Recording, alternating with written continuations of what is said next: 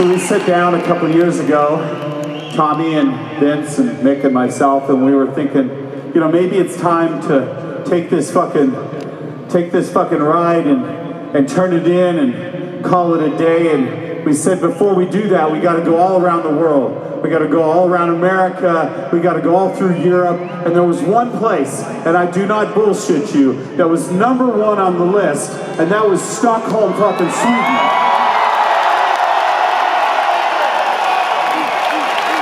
Now, I don't know how many people here have been to America, but let me tell you a story about America.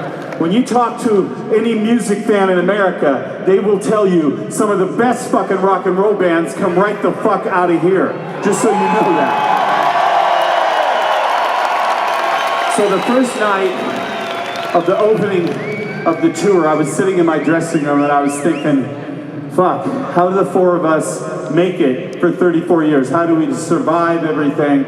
And thinking to myself, my story starts before Mötley Crüe, and I'm going to tell you that story, and maybe it has something to do with you, maybe it's something you can relate to, and maybe it has something to do with the band. But when I was about 10 years old, I grew up in a city in Jerome, Idaho, back in America, population 4,000 people, very small. I lived in a trailer with my grandmother and my grandfather. My grandfather was very poor, and he used to drive to work every day in his white Ford pickup truck 35 miles to work at a gas station and 35 miles back. And what I remember about being a young boy was every day when he came home, he would put his truck keys, some change, and a pocket knife on the table. And I would look at that pocket knife and I would think to myself, I'm gonna have that. And I remember the first night that I took it, I got in trouble. And the next day I took it, and this went on for weeks and months. And one day he came home from work and there was a brand new pocket knife and he handed it to me. And a knife represents something to me. I carry a knife with me every single day, everywhere I go, something like this.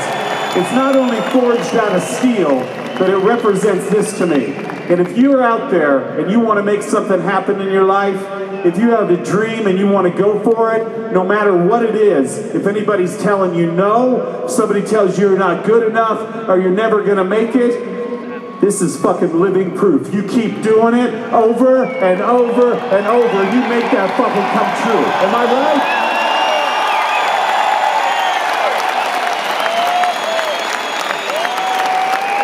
I think I'm right.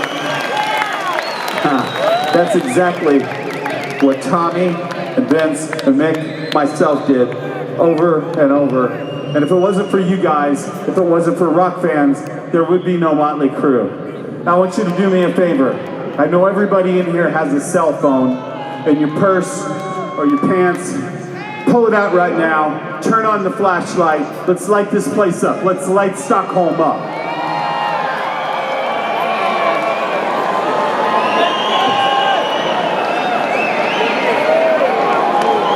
That's fucking beautiful right there. Someday, I promise you this, maybe next week, maybe next month, maybe a year from now, maybe 10 years from now, you're gonna be driving down the street. Mötley Crüe is gonna come on the radio in your car, and the person sitting next to you, they're gonna say, you know, Mötley Crüe is a pretty cool band. You know what you're gonna say? Fuck you, because I was at their last fucking concert in Stockholm, Sweden. We love you forever. Don't forget us, okay?